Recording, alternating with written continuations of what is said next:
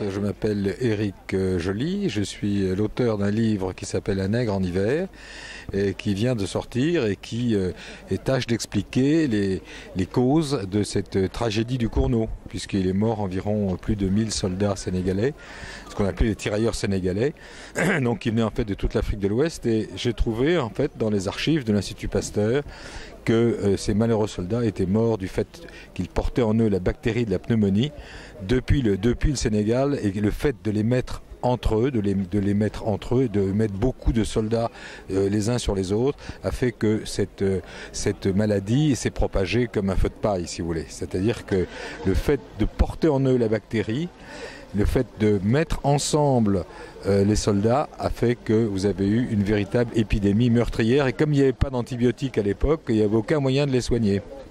Voilà, donc ils sont morts. Est-ce qu'on peut trouver votre livre ?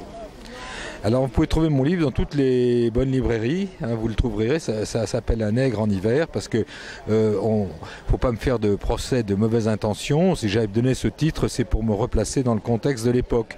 Et donc voilà, c'est un livre qui défend la mémoire de tous ces tirailleurs qui sont morts finalement pour la France dans des conditions souvent dramatiques. Mais j'essaie de rétablir la vérité. Très bien, en tout cas.